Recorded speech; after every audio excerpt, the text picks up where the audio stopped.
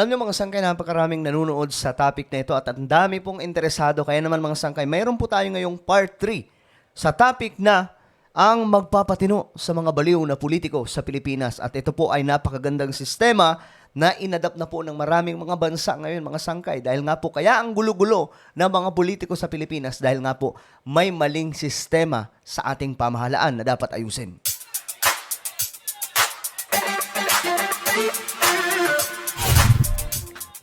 Hello, what's up mga sangkay? Magandang oras po sa lahat ng mga taga-subaybay po natin. Sa lahat po ng mga solid sangkay, sa lahat po ng mga Pilipino, mga kababayan po natin dito na nanonood. Bago tayo magsimula, pakisubscribe po muna yung ating YouTube channel. Ayan po sa baba ng video na to, makikita nyo po mga sangkay yung subscribe button. Pindutin nyo lamang po yan, tapos i-click nyo yung bell at i-click nyo po yung all. At kung kayo naman po ay nanonood sa Facebook, huwag nyo pong kalilimutan na i-follow ang ating Facebook page. At eto mga sangkay, may papagawa lamang po ako sa inyo ngayon. Sa mga nasa Facebook, gawin nyo po ito. Mga nanonood sa Facebook ngayon, okay? Habang kayo ay nanonood, makikita nyo po ang tatlong tuldok sa bandang itaas sa mismong video na to. Itong nakikita nyong larawan mga sangkay ay isa lamang pong sample. Okay? Kunwari yan ang pinapanood nyo. Pero, gawin nyo po itong actual. May tatlo po kayong tuldok na makikita sa bandang itaas. Pindutin nyo po yan. Tapos, may lalabas po na show more. Pindutin nyo po yung show more. I hope na nasusundan po ng lahat. Show more or plus. Pindutin nyo po yan. Pagkatapos niyan mga sangkay, pindutin nyo rin po yung bell. Nasa bandang itaas katabi po ng subscribe. Tapos pindutin nyo po yung all. Okay, mga sangkay, eto na nga. Magsimula na po tayo. Ang dami po kasing request, no? O ang dami pong nanonood patungkol po sa ating mahalagang topic ngayon na pinag-uusapan po natin. Ito po ay patungkol po sa parliamentary system. Kasi, itong nagaganap ngayon na gulo ng mga politiko sa ating bansa, bunga po yan ng pangit na sistema ng ating pamahalaan. Dahil nga po, for your information, bakit nagbabardagulan ng mga yan? Bakit nag-aagawan ng pwesto? Bakit ganyan ang mga yan? Bakit nababaliw po sila pagdating po sa mga pwesto sa ating gobyerno? Dahil nga po mga sangkay, presidential system po tayo. Sa presidential system, kung sino yung sikat, kung sino yung malakas, kung sino yung tingin nila pasok sa hype, sa publiko, siya po yung namumuno. 'Di ba? Kaya nga po mga sangkay, may mga tumatakbo ng mga artista kahit wala pong alam, nananalo. Okay? So ngayon mga sangkay, itong mga politiko, nababaliw sa kung ano-ano mga pwesto, at ang dahilan kung bakit po napakatindi ng korupsyon sa Pilipinas, dahil po sa presidential system. Wala po tayong matinong check and balance. Nako mga sangkay, grabe yung nakawan. So ngayon, itong mga bansang mababanggit ko ngayon, like Japan, Singapore, mga bansa sa Europe, most of them, mga sangkay, o lahat po sila ay parliamentary system. At dahil po parliamentary system, ang lumalabas po, mga sangkay, sila po yung mga bansa na hindi problemado pagdating sa korupsyon. Bakit? Ganito kasi yan. Okay, part 3 naman to, no? Na ito, pakita ko po sa inyo mga sangkay. Baka may mga magtatanong, ano ba yung topic ni sangkay? Yung iba dyan. Ay, papakita ko lang sa inyo. Nasa part 3 na po tayo kasi. Ayan po, may part 1. Asan na ba yun? Ito. May part 1, part 2. Ito yung part 2 mga sangkay. Ito. Itong part 2. Okay? So, itong una, ito. Ito ang magpapayaman sa Pilipinas. Ang pinag-uusapan po dito, itong nakikita nyo, ay patungkol po sa 60-40 policy. Ito po yung nagpapahirap sa mga foreign direct investment na mag-foot up ng negosyo dito, yung mga foreign investors na pumasok sa Pilipinas. Pangalawa, itong part 1 mga sangkay, ito na po yung parliamentary system, federalism, federal parliamentary system, part 2, same pa rin mga sangkay, patungkol po sa mga baliw na politiko o papatinuin ng sistemang ito ang mga baliw na politiko. Ngayon, gaano kaganda itong parliamentary system? Okay, ganito lang yan. Kung titingnan po natin ito mga sangkay, yung mga nag-resign na mga prime minister. Okay, paliwanag ko muna bakit may mga nagre-resign na mga prime minister. Kasi sa parliamentary system, lalong-lalo na kung talagang hindi po semi-parliamentary, sila po ay trabahante lamang ng ating gobyerno. Kasi sa presidential system, di ba? Kapag mayor ka, kapag governor ka, para kang hari ng inyong lugar. Pero dito sa parliamentary system, itong mga politiko, itong mga nagtatrabaho sa ating gobyerno, trabahante lang ng mamamayan o sambayanan. So, ang tanong nyo, bakit ang dami nagre-resign? Ayan po, ang daming former Prime Minister Boris Johnson resign as ganito. Basta ang dami po nagre-resign, mga sangkay. Ayan po, mababasa po natin, mga nagre-resign na Prime Minister. Bakit?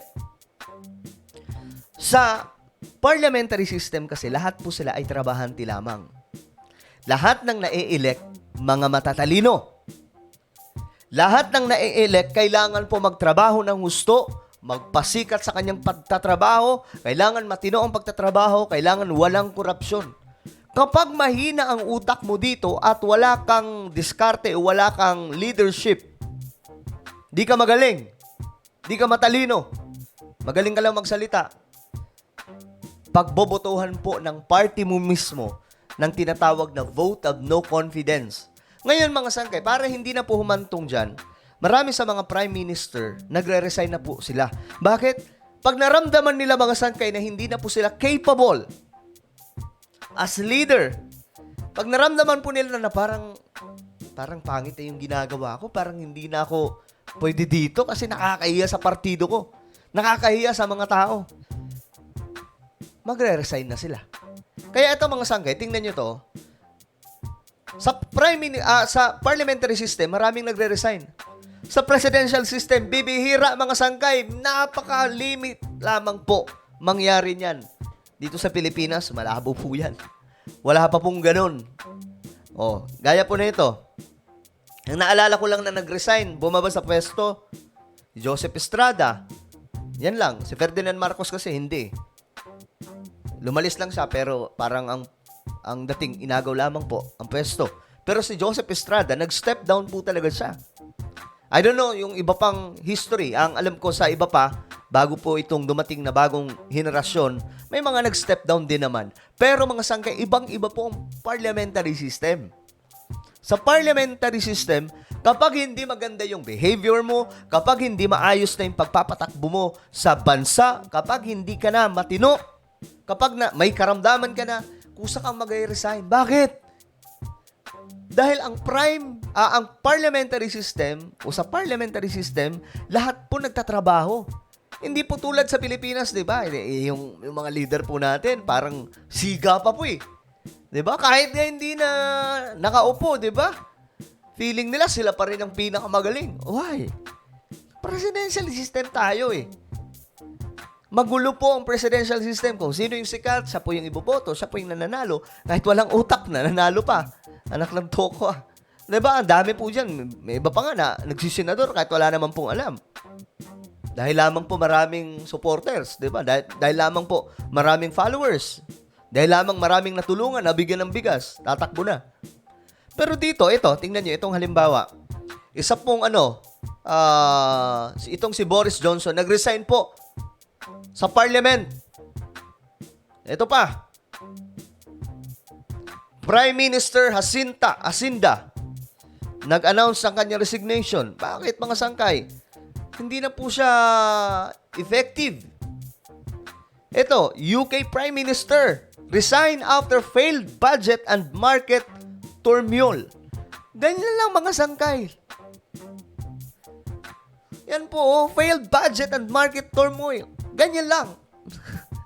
Dito sa Pilipinas, kahit ang dami mo ng iskandalo, kahit ang dami ng paratang sa mga leader, o kaya, di ba, lahat naman ng nagiging presidente may mga issues. Pero mga sangkay, wala pong nagre-resign. Bakit? Inilik ako ng mga Pilipino eh. Di ba, may mga ganong kahit, nako. Ganon po. Dito mga sangkay, kailangan magtrabaho. At kapag mahina na yung utak mo, siguro sa unang taon, medyo okay.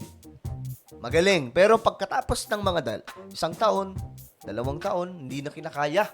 So nabuburyong na yung Prime Minister, ayoko na. Iba naman, gusto kong sumalo sa ganito kasi siya yung pinakamatalino. So ang mangyayari, kapag nag-resign yung Prime Minister, mag-i-elect yung partido nila ng panibagong Prime Minister.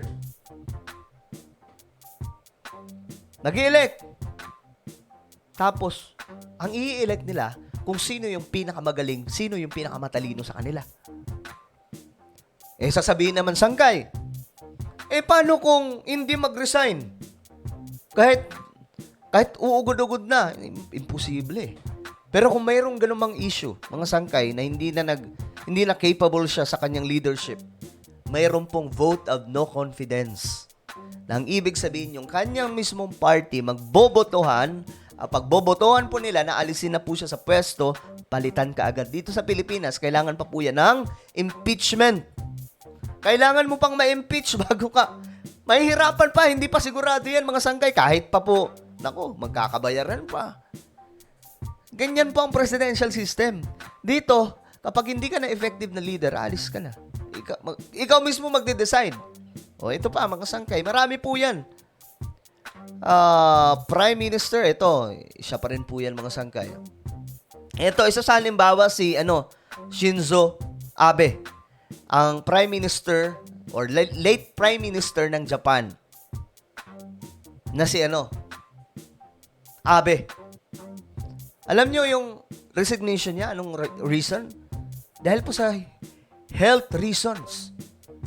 Health conditions. Mayroon po siyang karamdaman. Ayan po, sabi mga Sangkay niya dito, he said he did not want his illness to get in the way of decision making and apologized to the Japanese people for failing to complete his term in office. Ayan, mga Sangkay. Nag-apologize po siya. Bakit? Ang reason lamang niya, ayoko naman na itong karamdaman ko ang maging dahilan na kung bakit magkaka-problema itong mga decision making ko. Ganun po katindi itong parliamentary system. Ngayon, mga Sangkay, alam ko marami sa inyo magtatanong, teka lang, Sangkay, mukhang ang ganda niya na. Totoo talagang maganda. Bakit mayaman ang Singapore? Bakit mayaman ang Japan? Bakit mayaman ang mga bansa sa Europe at hindi po magulo ang kanilang politika? Kasi nga po, maganda yung sistema ng parliamentary system. Biruin mo, halos weekly, mayroon pong debate dito, okay? Mismo ang Prime Minister makikipag-debate sa Shadow Prime Minister. Okay? Makikipag-debate siya o kaya sa iba pang mga leader na kalaban po ng kanilang partido, especially kapag mayroon po sila mga proposal na mga project or kalagayan mismo ng bansa. Kaya nga, kapag mahina yung utak sa parliamentary system ng isang tao, hindi na po siya tatakbo. Alam nyo, mga Sangkay, kapag nagkaroon ng parliamentary system sa Pilipinas, marami pong mga politiko ngayon, hindi na po tatakbo. Dahil nga po, hindi po nila kakayanin ang trabaho. Dito, mga Sangkay, mababawasan po mismo yung corruption. Malilinis po yan. Kaya nga po, ayon sa report, kung hindi ako nagkakamali, 2001 or basta mga Sangkay na pag-usapan natin yung nakaraan, ang parliamentary system, ang sistema ng gobyerno na pinakamaganda at wala po gaanong problema when it comes to corruption. Diba? Ito, mga Sangkay.